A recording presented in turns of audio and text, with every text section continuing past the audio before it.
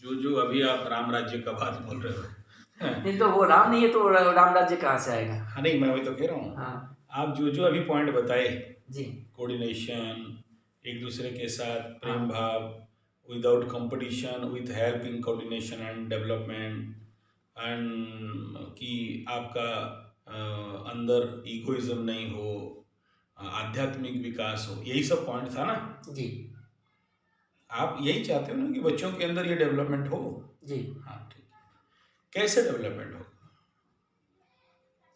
तो उसके लिए पहली बात तो है कि बच्चों को सिर्फ सिखाने से नहीं होगा, बोलने से नहीं होगा, वो हमारे आचरण से सीखते हैं। तभी जो शिक्षक है उनको आचार्य बनना होगा। आचार्य मतलब वो जिसके आचरण से वो सीखे। तो उनका जीवन शैली, उनका सोच विचार सब कुछ मतलब एक आध्यात्मिक स्तर का होना चाहिए, पवित्र होना चाहिए। जहाँ उनके अंदर लोभ स्वार्थ कुटिलता रहेगा तो बच्चे भी वो देख देख कर वही सीखेंगे। तो ऐसे आचार्य चाहिए। कहाँ से लाएंगे ऐसे आचार्य? कौन दुकान में मिलता है? किसी दुकान में तो मिलेगा नहीं। वो तो हम एक तो हम लोग को बनना पड़ेगा। मान लीजिए हम नहीं बन सकते हैं तो जो हैं सही में आज भी बहुत सारे अच्छे लोग हैं, अच्छे लोगों को हम लोग सपोर्ट नहीं करते हैं। कहाँ से लाओगे? एक दो अच्छे लोग आज के ला के दो मेरे को। कहीं है देखिए तो अच्छे लोग, एक दो ला देखिए के दो। हिमालय भी बहुत कोई तपस्यारत है, लेकिन वो हमारे सामने आएंगे तो हम हमको उनको उस तरह का पवित्र परिवेश देना होगा, उनकी सेवा उस तरह से करनी पड़ेगी। तो क्या करें? उनका परिवेश बनाएंगे या गुरुकुल बनाएंगे या गुरुकुल आचार्य बनाएंगे? क्या बनाना है? जी तीनों करेंगे। जो जितना जो जिससे जो बन पड़े वो उतना करेगा। मन पॉजिटिव रहना चाहिए, जिससे जो बन पड़े वो तो काम ढूंढ ही लगे। अच्छा, तो कौन सा इम्पोर्टेंट है? एक तो परिवेश, या फिर तीनों। आचार्य बनाना, या फिर गुरुकुल चलाना? जैसे आप आचार्य बना सकते हैं, आप आचार्य बनाएंगे।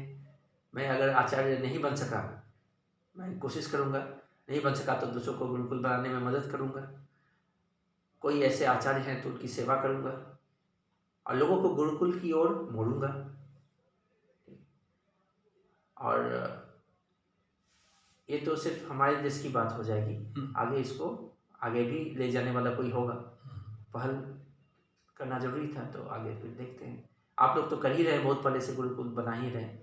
हम तो नए हैं इस क्षेत्र में। ना ना, नया पुराना का बात नहीं, मैं यहाँ ये कह रहा हूँ कि जी आप जिस टारगेट एंड पाथ पे निकले हो, जो महान लक्ष्य लेके निकले हो, इस लक्ष्य के पीछे, इस टारगेट को, इस लक्ष्य को प्राप्त करने के लिए आपके पास टारगेट तो फिक्स हो गया है, हाँ लक्ष्य तो फिक्स हो गया, हाँ रोड मैप क्या है?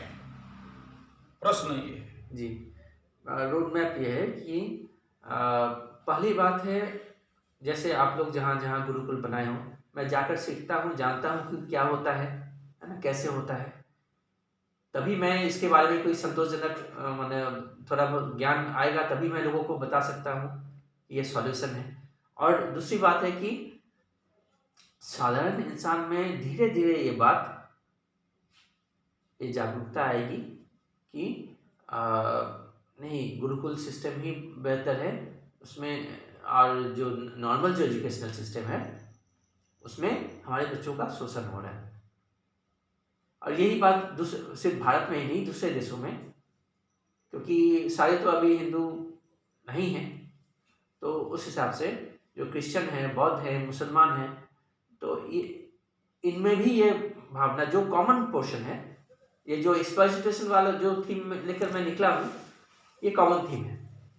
सॉल्यूशन सबके अलग अलग हो सकते हैं, प्रॉब्लम सेम है।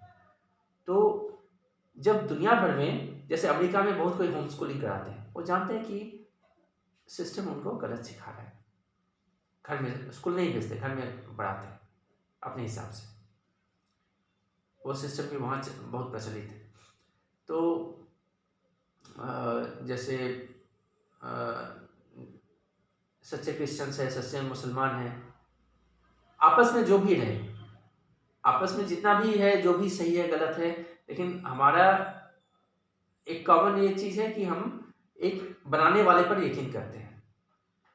और ये लोग जो है ये शैतान के पुजारी हैं जो कंट्रोल कर रहे हैं।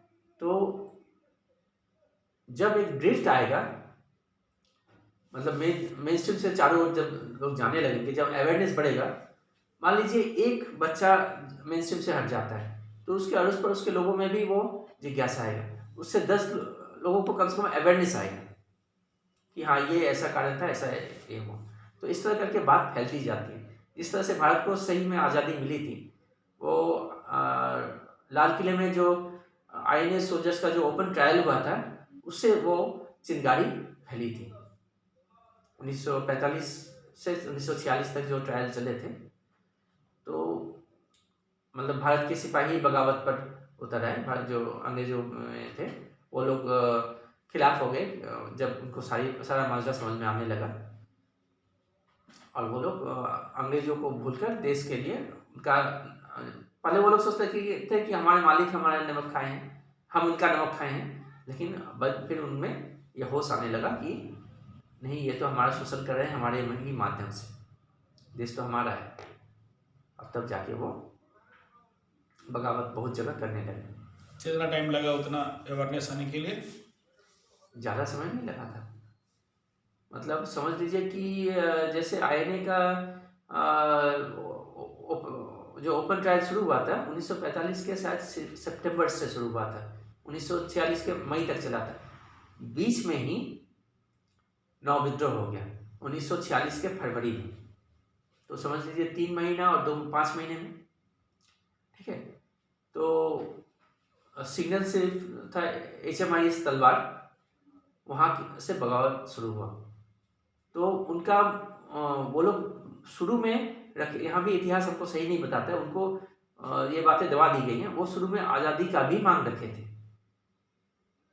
लेकिन सारी बातें जैसे अभी बोल देंगे तो बहुत वितर्कित हो जाएंगी।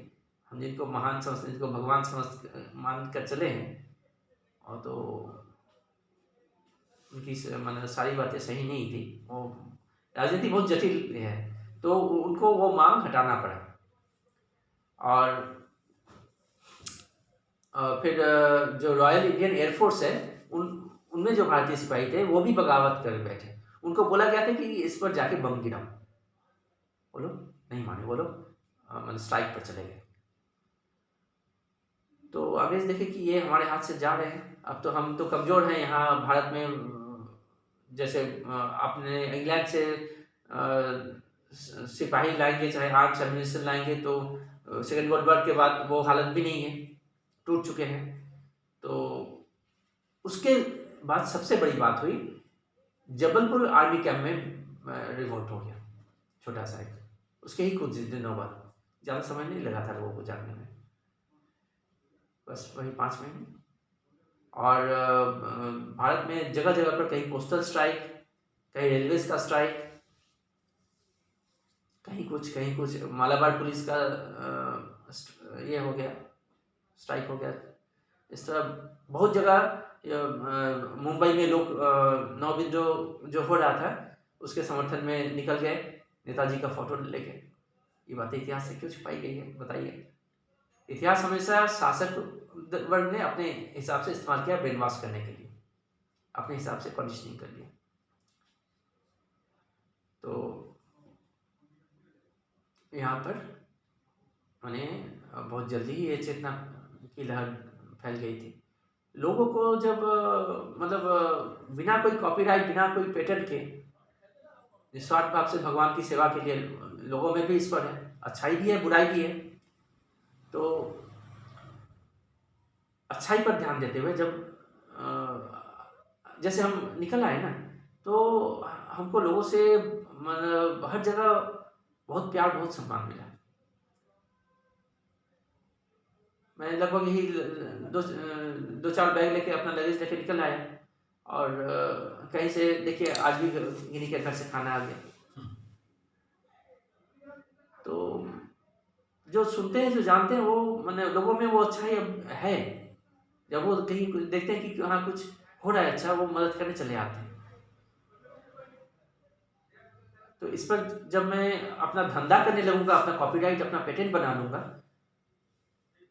तब वो अलग बात हो जाएगी। तब हो सकता है मैं पावरफुल हो जाऊं, लेकिन मेरा कैंपेन सफल नहीं होगा।